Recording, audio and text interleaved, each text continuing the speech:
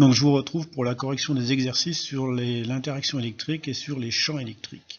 Donc ce premier exercice concerne plutôt les champs électriques et plus précisément les spectres, c'est-à-dire les figures dessinées par l'ensemble des lignes de champs électriques créées par une charge.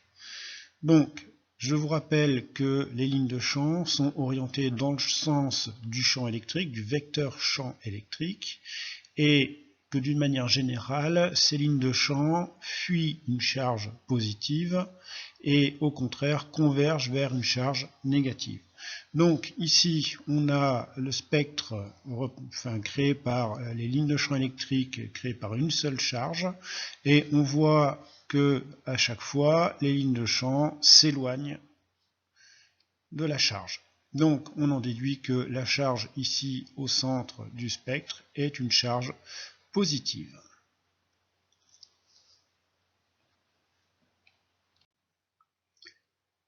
Donc dans la deuxième question de cet exercice, on travaille maintenant avec deux objets chargés électriquement. On nous dit que les charges sont égales en valeur absolue, donc elles ont la même valeur, mais ça peut être plus ou moins. Et on a deux figures et on demande à chaque fois de déterminer le signe des charges électriques qui créent ces spectres. Alors, toujours la même chose, je regarde l'orientation des lignes de champ, donc je vois ici qu'elles s'éloignent de la charge gauche, j'en déduis que la charge gauche est positive, donc on va noter sa valeur plus Q. Pour la charge droite, on voit que les lignes de champ convergent vers cette charge, donc la charge est négative, et comme elles sont égales, ces deux charges en valeur absolue, donc la valeur de la charge ici est moins Q. Dans la deuxième figure, on voit que dans les deux cas, les lignes de champ s'éloignent systématiquement de la charge qui crée le champ électrique. Donc, on a ici une charge plus Q et ici une charge plus Q. Donc là, dans ce deuxième cas, les deux charges sont positives. Et on se retrouve d'ailleurs avec un plan de symétrie qui est quelque part ici au milieu.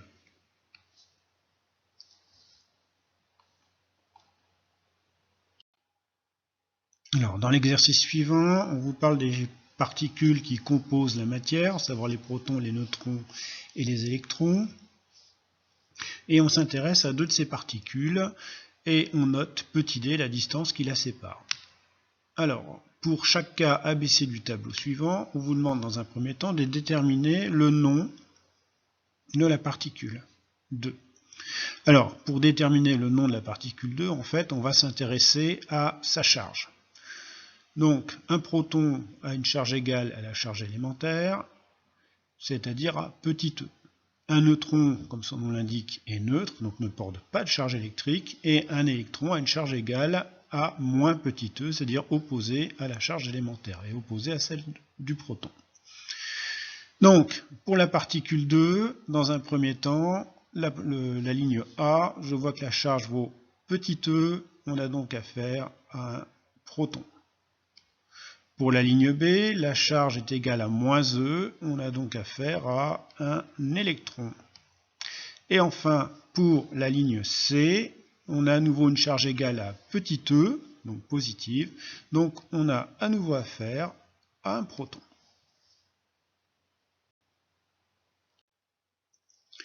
Alors, dans la deuxième partie de la question, on vous demande de calculer et d'exprimer auparavant la norme de la force électrique exercée par la particule 1 sur la particule 2 et de préciser le caractère attractif ou répulsif de cette interaction. Donc, dans le premier cas, la particule 1 est un proton de charge petit e et la particule 2 est également un proton de charge petit e. Donc, pour calculer la norme de la force électrique exercée par la particule 1 sur la particule 2, on rappelle la loi de Coulomb qui est F égale K fois la charge de la particule 1 en valeur absolue fois la charge de la particule 2 en valeur absolue également, divisé par la distance au carré. Alors, je vous rappelle que la valeur absolue, c'est en fait la valeur sans le signe. Donc si c'est positif, c'est la même valeur. Si c'est négatif, on enlève le signe moins. Donc maintenant, je reprends cette formule de Coulomb et je l'écris avec les particules mises en jeu ici, qui sont 2 protons. Donc, c'est F1 sur 2 égale K fois valeur absolue de Q1 fois valeur absolue de Q2 sur la distance au carré, égale K fois valeur absolue de Q1. Q1, c'est la charge d'un proton, c'est-à-dire petit e, multiplié par Q2, qui est la charge du deuxième proton, qui est aussi petit e. Donc je peux écrire soit petit e fois petit e, soit petit e au carré, divisé par la distance au carré. Et une fois que j'ai fait ça, je remplace par les valeurs pour obtenir l'intensité de la force exercée par la particule 1 sur la particule 2. Donc K 9 10 puissance 9, elle est dans le cours. E 1,6 10 puissance moins 19 coulombs. Alors je n'oublie pas que je l'ai au carré. Et je divise ça par la distance au carré. Donc c'est 0,60 nanomètres. Alors je n'oublie pas la conversion. Nano c'est 10 puissance moins 9 et le tout au carré également.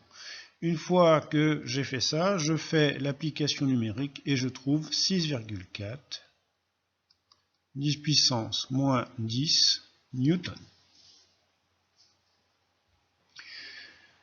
Alors, maintenant, préciser le caractère attractif ou répulsif de l'interaction. Alors, je vous rappelle qu'on a une attraction dans le cas de charge opposée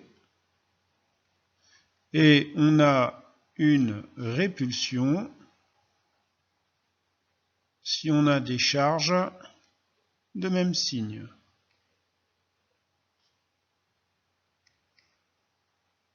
Donc ici, on se trouve dans le deuxième cas. On a des charges de même signe, vu que c'est la charge de 2 protons. Donc on est ici dans le cas d'une répulsion. Donc on a une répulsion entre 2 protons.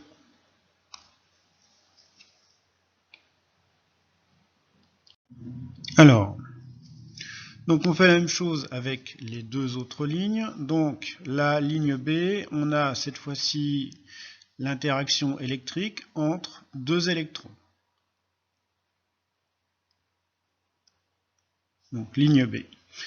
Alors pour calculer la valeur, enfin pour exprimer dans un premier temps la force électrique entre les 2 électrons, je réutilise la formule de Coulomb. Donc c'est K fois valeur absolue de la charge portée par le premier électron, c'est-à-dire valeur absolue de moins E, multiplié par valeur absolue de la charge portée par le deuxième électron, c'est à nouveau moins E, et divisé par la distance au carré.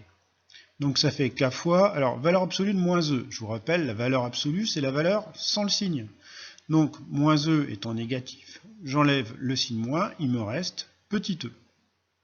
Même chose pour le deuxième, il me reste à nouveau petit e. Donc ça me fait petit e au carré sur d au carré. Et on retrouve exactement la même expression que pour le cas de la ligne A.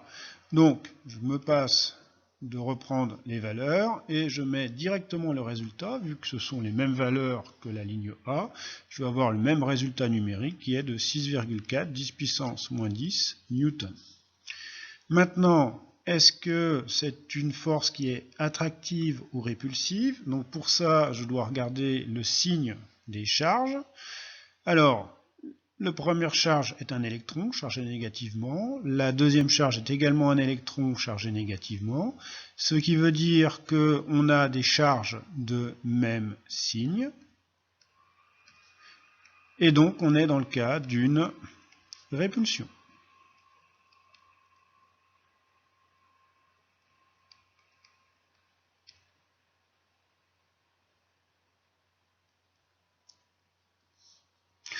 Pour la ligne C, On reprend la formule de Coulomb. Donc la première particule, c'est un électron. Donc je mets valeur absolue de moins E dans la formule. Pour la deuxième charge, c'est un proton. Donc je mets petit e sur d au carré. Alors, valeur absolue de moins E, ça fait E, fois E, ça fait E au carré, sur D au carré. Là encore, ce sont les mêmes valeurs, donc on va obtenir la même valeur numérique, 6,4 10 puissance moins 10 newtons. Et dans ce cas-ci, on a des charges de valeurs différentes, enfin pas de valeurs, de signes différents, ce qui veut dire qu'on va être dans le cas d'une attraction.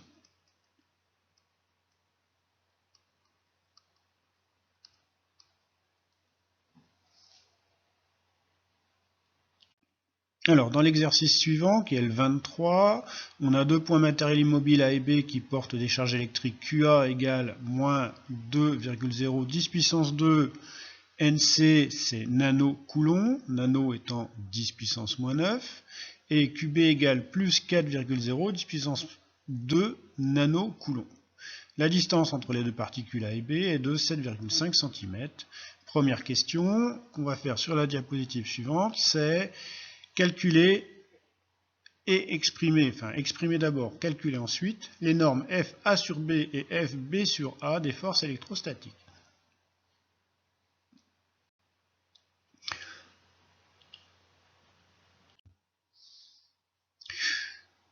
Donc, on va commencer par exprimer, c'est-à-dire donner la formule, puis calculer les normes FA sur B et FB sur A des forces électrostatiques. Donc on commence par FA sur B. Donc je reviens à la formule de Coulomb, c'est K fois valeur absolue de QA fois valeur absolue de QB, le tout divisé par D au carré. Alors, on reprend les valeurs, K, 9 10 puissance 9, multiplié par valeur absolue de QA. Donc c'est valeur absolue de moins 2,0, 10 puissance 2, et je dois convertir les nanocoulomb en coulomb, donc je multiplie à nouveau par 10 puissance moins 9. Multiplié par valeur absolue de QB, c'est valeur absolue de 4,0, fois 10 puissance 2 fois 10 puissance moins 9 pour convertir les nanocoulomb en coulomb. Et je vais diviser tout ça par la distance au carré, c'est-à-dire 7,5 cm que je convertis en mètres au carré. Alors, pour faire la conversion, j'ai deux possibilités. Soit je décale les virgules, soit j'utilise une puissance de 10 qui correspond à centi. Alors, la puissance de 10 qui correspond à centi, c'est 10 puissance moins 2. Donc, je vais écrire 7,5 10 puissance moins 2 au carré. Alors, c'est pas une valeur absolue, c'est une parenthèse en fait. Égale. Alors, je vais exprimer ça sans les parenthèses. 9 10 puissance 9 fois, alors le moins, vu que je prends la valeur absolue, disparaît. Il me reste 2,0 et 10 puissance moins 2 fois 10 puissance moins 9, ça fait 10 puissance moins 7. Multiplié par 4, là c'est positif, donc ça a la même valeur, fois 10 puissance 2 fois 10 puissance moins 9, ça fait 10 puissance moins 7. Et divisé par 7,5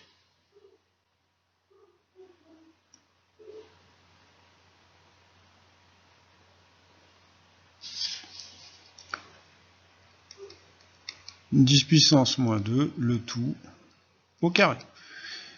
On fait l'application numérique et on trouve 0,128 newtons. Alors, je me suis trompé dans mes chiffres. Je reprends et j'écris cette fois-ci pour de bon 128 newtons. Alors, FA sur B, donc il y a plusieurs manières de répondre à la question. Si je reprends la formulation de Coulomb, FA sur B, ça va devenir K, ça ne change pas, fois charge de la première particule, donc ça devient valeur absolue de QB, fois valeur absolue de la charge de la deuxième particule. Donc c'est bien valeur absolue de QA. Et la distance entre les deux particules ne change pas, ça reste d au carré. Donc ça me revient à inverser dans la formule valeur absolue de QA et valeur absolue de QB. Donc on va trouver exactement la même valeur. Une autre méthode pour répondre à cette question, petit a, FB sur A, je sais que FA sur B et FB sur A sont des actions réciproques, donc entre deux particules. Donc, je reprends la loi des actions réciproques, elles ont même direction, je vais le réécrire, donc action réciproque,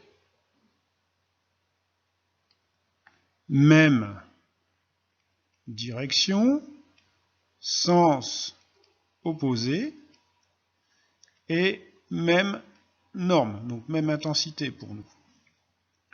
Donc, même norme, ça veut dire que FB sur A est égal à FA sur B, c'est-à-dire égal à 0,128 newtons.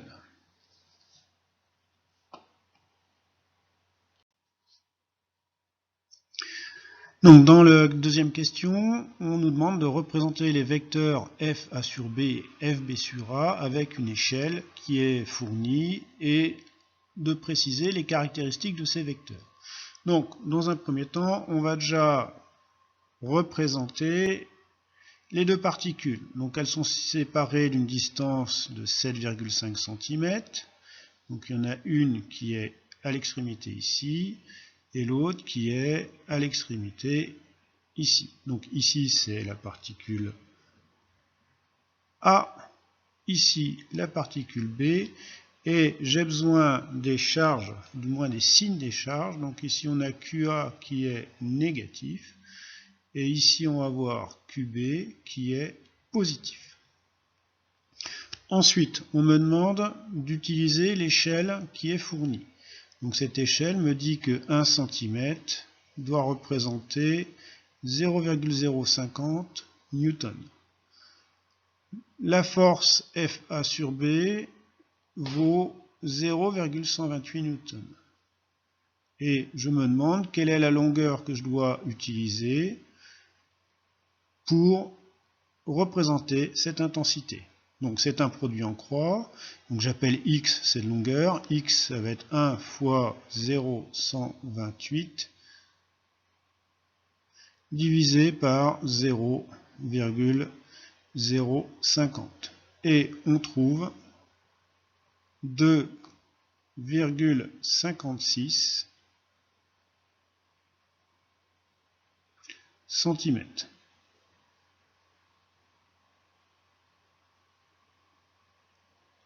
Alors, bien sûr, la règle n'est précise qu'au millimètre près.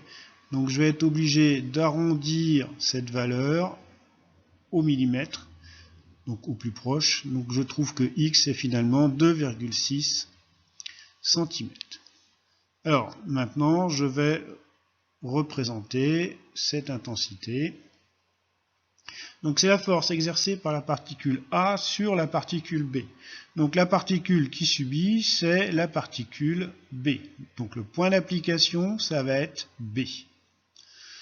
La direction, c'est la direction entre les particules A et B. Donc c'est la direction que j'ai déjà représentée ici. Le sens, donc ça va dépendre si c'est une attraction ou une répulsion. Et pour savoir si c'est une attraction ou une répulsion, il faut que je regarde le signe des charges. Et là, je l'ai marqué sur le schéma, QA c'est négatif et QB c'est positif. On a donc des charges de signe opposé, c'est-à-dire qu'on a une attraction. Et vu que c'est une attraction, la force doit être dirigée de B vers A. La particule A va attirer vers elle la particule B. Enfin, la longueur du vecteur doit être de 2,6 cm.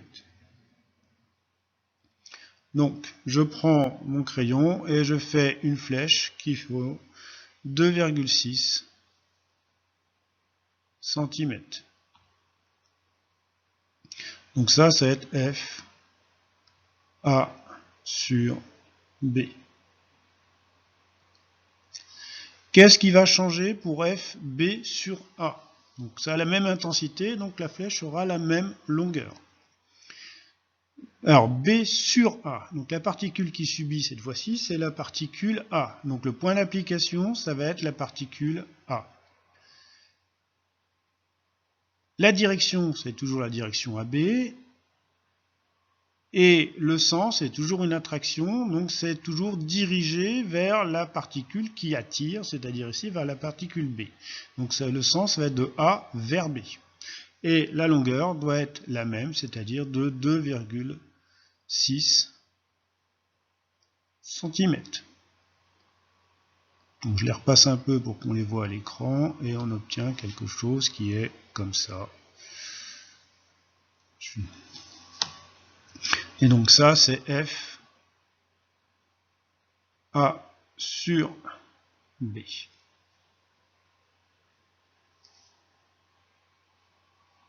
Voilà, on a donc bien des actions, on le voit là graphiquement, qui ont même direction, de sens opposé et même intensité. Donc on est dans le cadre des actions réciproques, qu'on appelle également la troisième loi de Newton, je vous rappelle.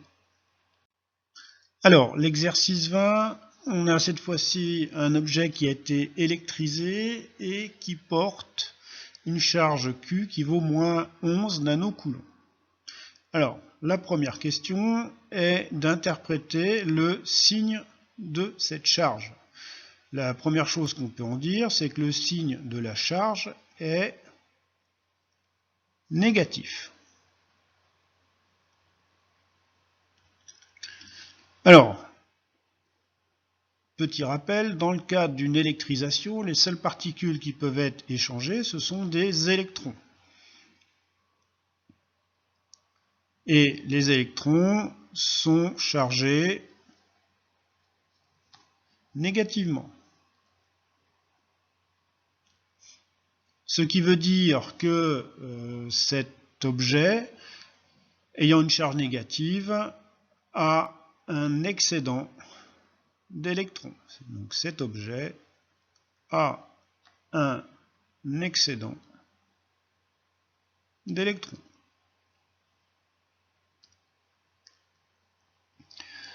Petit b, exprimer puis calculer le nombre de charges portées par l'objet. Donc ce nombre de charges, je vais l'appeler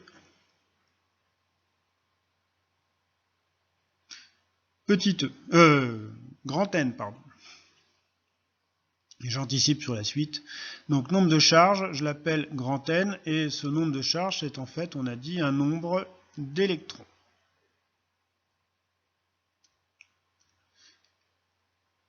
Un électron porte une charge, donc charge d'un électron, c'est moins E, c'est-à-dire moins 1,6 10 puissance moins 19 coulombs. Et donc, pour trouver grand N, eh ben, on va faire la charge de l'ensemble divisé par la charge d'un élément. Donc, moins petit e. Donc, ça fait moins 11 nano, c'est 10 moins 9 coulombs, divisé par moins 1,6 10 puissance moins 19. Quand on fait l'application numérique, on trouve 6,9 10 puissance 10 électrons.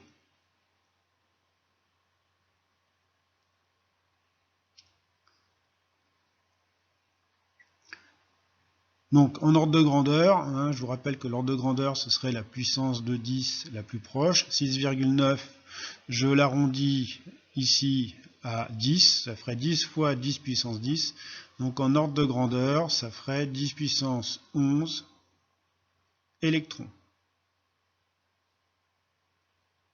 Donc un 1 avec 11 zéros derrière.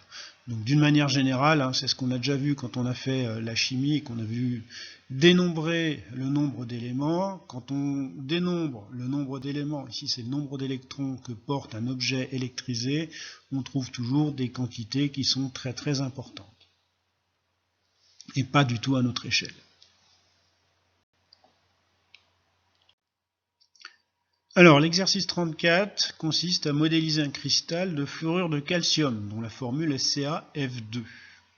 Alors, c'est un solide ionique, c'est-à-dire qu'il est composé d'ions, et d'ions calcium, Ca2+, et d'ions fluorure, F-, les deux étant séparés par la plus petite distance entre les deux, qui est de 232 pm, pm voulant dire picomètre, et pico étant le préfixe pour 10 puissance moins 12.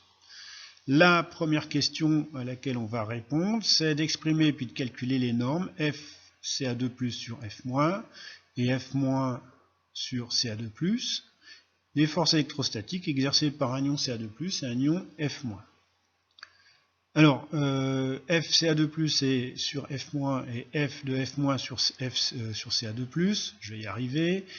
On se retrouve dans le cas d'un exercice précédent où, en fait, on est dans le cas des actions réciproques, ou principe de l'action et de la réaction, ou troisième loi de Newton encore. Donc on va avoir des actions qui vont avoir même direction, sans s'opposer, et pour ce qui va nous intéresser, qui est l'intensité, ça va être des intensités égales. Donc maintenant, il suffit d'en calculer une pour connaître les deux. Donc on va commencer par FCa2+ sur F-.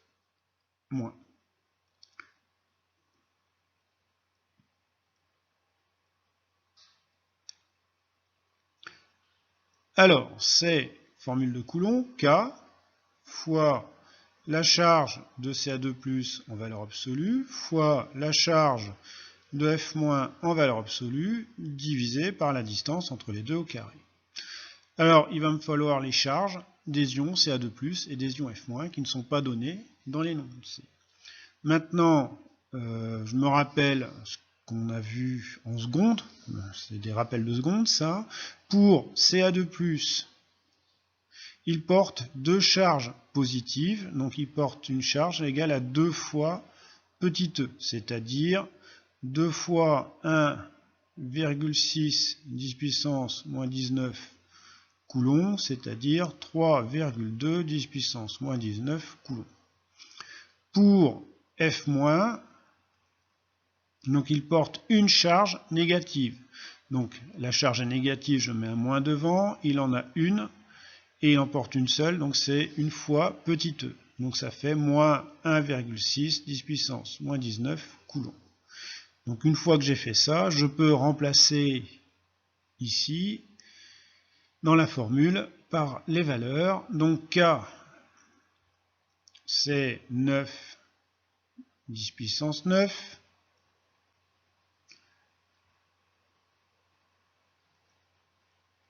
fois QCa2+. Donc c'est valeur absolue de QCa2+, QCa2+ c'est positif, donc c'est la même valeur. Donc 3,2 10 puissance moins 19 coulombs. Fois valeur absolue de QF-. Alors QF- c'est négatif, donc si je prends la valeur absolue, j'enlève le signe moins. Donc il me reste 1,6 10 puissance moins 19 coulombs. Et je vais diviser tout ça par la distance au carré. Donc D c'est 232, pico c'est 10 puissance moins 12 au carré. On sort sa calculatrice, on fait l'application numérique et on trouve 8,6 10 puissance moins 9 newton.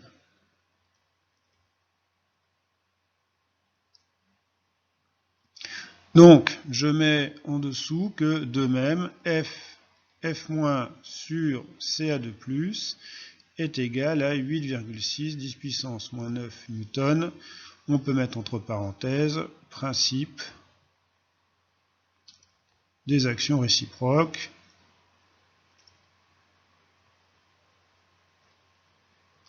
Comme justification.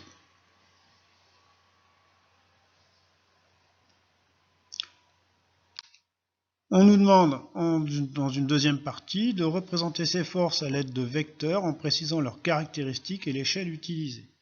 Donc c'est la même question que l'exercice précédent. Donc je vais commencer par représenter mes deux ions. Donc j'en ai un ici par exemple et l'autre ici. Donc ça va être Ca2+. Et ici, je vais avoir F-. Alors, je vais commencer par représenter F Ca2+, sur F-. Alors, direction, c'est celle des ions.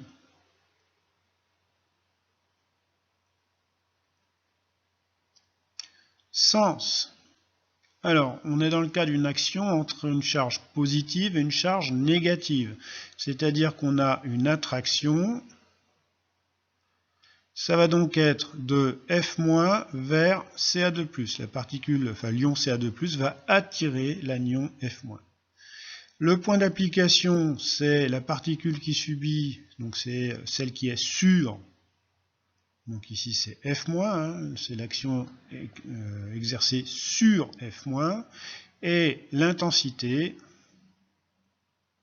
je mets juste F, on l'a calculé précédemment, c'est 2 10 puissance moins 9, c'est 8,6 10 puissance moins 9 newton, pardon.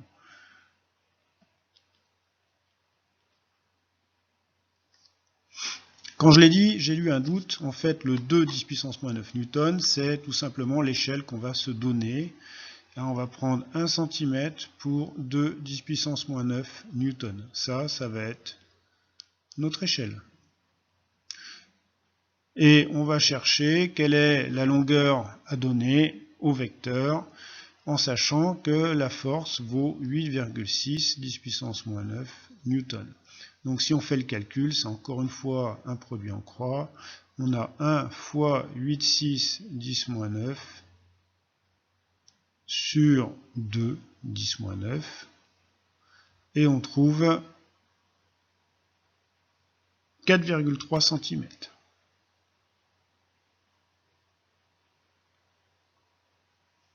Alors, une remarque, je ne l'ai pas fait, mais pour la distance entre les deux ions, on aurait très bien pu également se donner une échelle. Par exemple, 1 cm égale 60 picomètres, et calculer la distance par laquelle on représenterait ici la distance séparant les ions Ca2+ et F-. Donc je ne l'ai pas fait parce que c'est pas demandé, mais on aurait très bien pu le faire. Et donc je vais représenter cette force.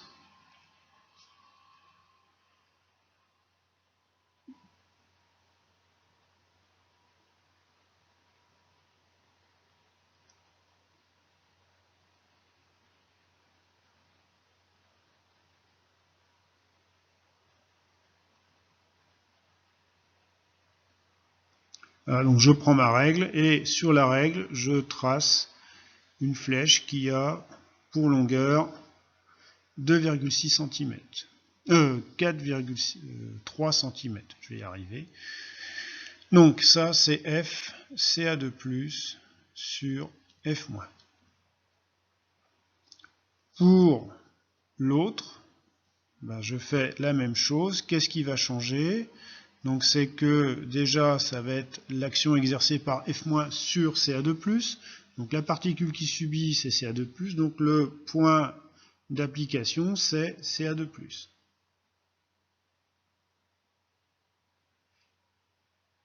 La direction c'est la même, le sens c'est toujours une attraction, donc c'est 2 Ca2+ vers F-, et la longueur ça va être à nouveau 4,3 cm. Donc on va se retrouver avec cette échelle-là et les distances que j'ai pris entre les deux particules avec des flèches qui vont se chevaucher un petit peu.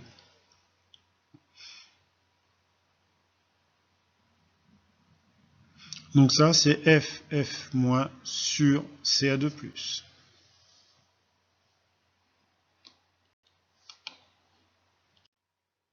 Alors le dernier exercice est un exercice sur les microphones à électrette qui sont utilisés notamment dans les portables et smartphones. On vous dit que ils sont constitués il tire parti d'une propriété de certains matériaux de conserver une charge électrostatique permanente. Donc, un matériau de cette sorte forme une armature de condensateur, la membrane du micro constituant l'autre armature. Donc, on se retrouve dans le cas d'un condensateur électrique dont on vous rappelle la norme de l'intensité du champ qui est donnée par E égale U sur D, où U est la tension aux bornes du condensateur et D est la distance entre les deux armatures, c'est-à-dire entre les deux plaques. Et première question, déterminer l'ordre de grandeur de la norme du champ électrique électrostatique entre l'électrette et la membrane qui constituent les armatures du condensateur en supposant que la tension aux bornes de celle-ci est de 1 volt seulement. Donc pour ça, on va utiliser la formule qui est donnée, E égale U sur D. Égale U 1 volt sur D, eh ben, la distance entre les deux armatures, elle est donnée dans l'énoncé, enfin le schéma ici, avec une distance de 1/50 de millimètre. Alors, je peux le noter à côté, je vais faire le calcul, parce que 1/50 c'est pas facile, de millimètre, c'est pas facile à noter dans la formule. Donc c'est 1/50, ça fait 0,02 mm. Alors, milli, c'est 10 puissance moins 3. Donc je peux écrire ici 0,02. Je vais l'effacer parce qu'on va s'y perdre.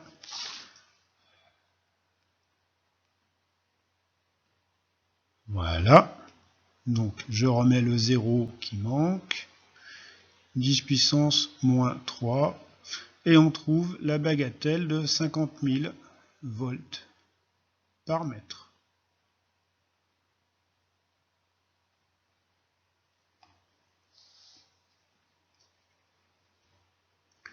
Donc, l'intensité du champ dans la membrane est de 50 000 volts par mètre.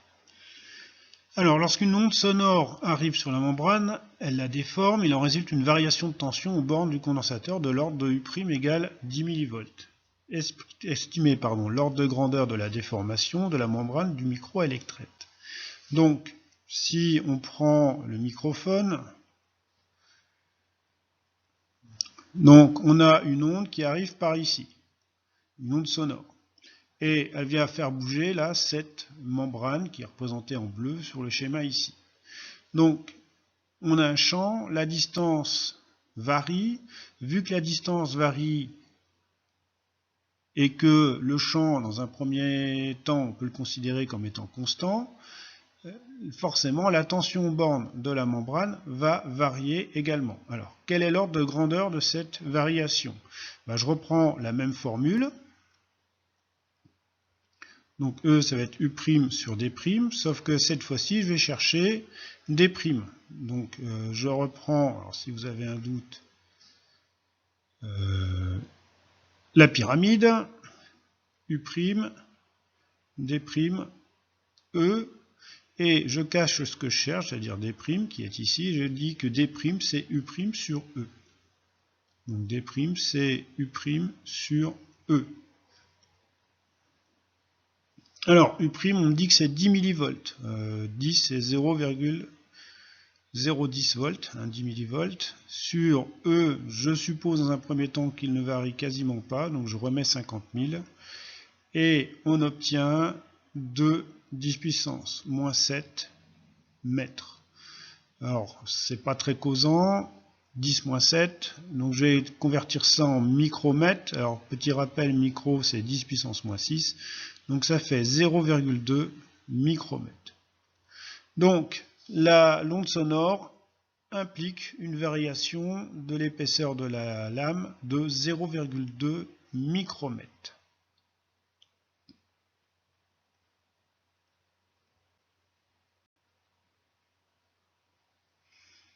Donc ça fait à peu près 1% de l'épaisseur de la lame d'air.